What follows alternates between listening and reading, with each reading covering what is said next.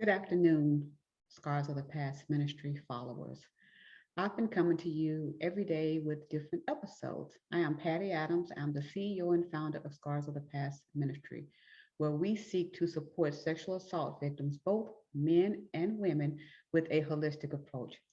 I will be doing episodes every day until the end of this month to bring awareness and prevention and healing to sexual assault victims and to help those who are still surviving this crippling disease.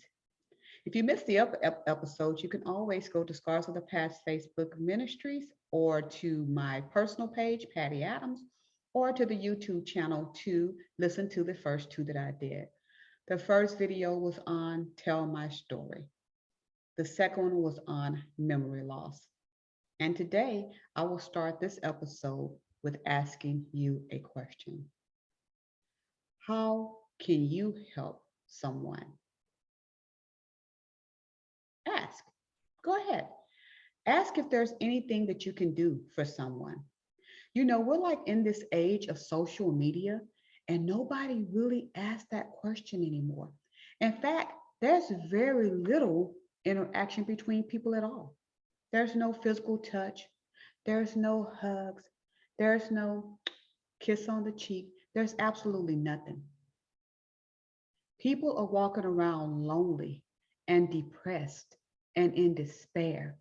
Reach out to them, not through social media, not by sending them a Facebook Messenger. Pick up the phone and call them.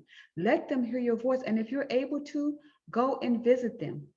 I cannot even imagine what it would be like to be a sexual assault victim in 2022, or since social media, or since the pandemic. You know, we live an isolated life because of all the pain and the stigma and the different things that we go through. It's hard for us to reach out to other people. And many times, like I talked about before, we'll wear that mask that we're happy, that everything's okay, and we are literally dying inside. But how about you just reach out and ask someone, not just sexual assault victims, anybody, how are you doing today? How can I help you? This will go such a long ways. I have spent time in my life where I was lonely and nobody picked up the phone to call me and nobody came to see me. Okay, so yes, I probably could have asked, but I was so deep in depression that I don't even think I had the energy to reach out to someone else.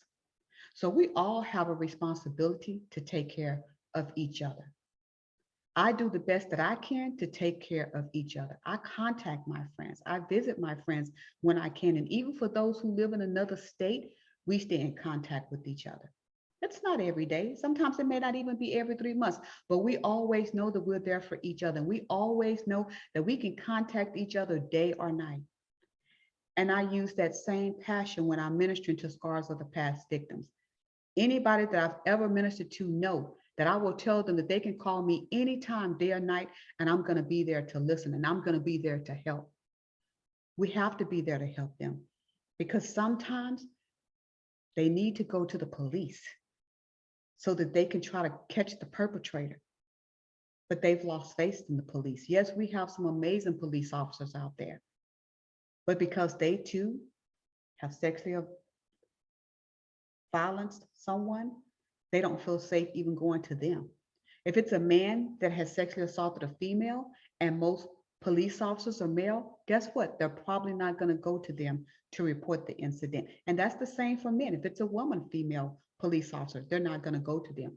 So we have to, we're the community. We have to encourage them to go out there and report the incident that happened.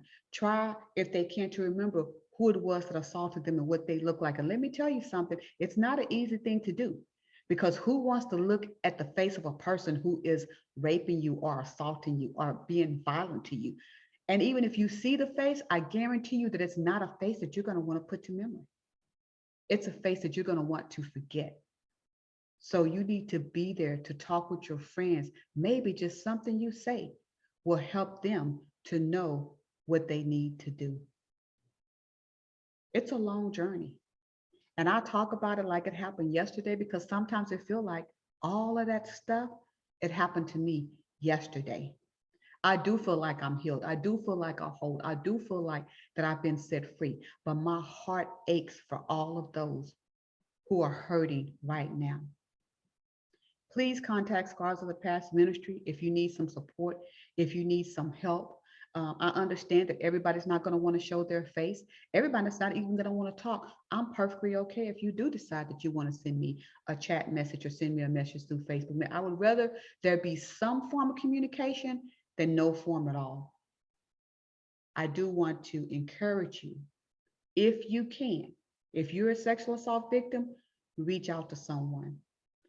And sexual assault victims, I am praying that if you do not have the courage or the ability to reach out to someone, that someone's going to be reaching out for you. I thank you, and I will close with the prayer. Dear Master, I just thank you, Lord, for another day, Lord. I'm asking you to forgive me of any sins that I've committed, Father. I always want to come to you with a pure heart and a clean heart, Lord.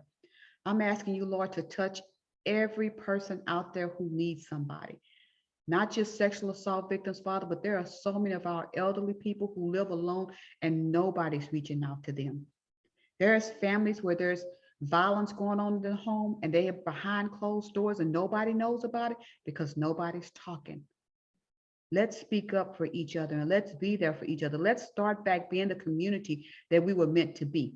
Because with social media, you get to hide behind walls and you get to say mean and hateful things instead of just being kind. So for all of you all that use social media, it's okay in its place, but try to put out some kind words. Put out some ministering words, put out some scriptures, something that's going to help someone and encourage them to get through the day. Father, I thank you because I was that person, Lord, but I thank you that you have always been here. Your word clearly declares, Lord, that you would never leave or forsake me. And I'll lean on those words just to get me through the day. Every day, Lord, I thank you because I quoted Psalms 118:24 that says, this is the day that the Lord has made. We will rejoice and be glad in it. That way, I set the tone for how my day was going to be, Father. And so I lean to your word for so many things. And I'm encouraging our listeners to do the same. Get connected with the Bible believing church. Get connected with people who love you and will love on you and let them help you through today and the next day and the next day. I thank you for listening. Have a blessed day.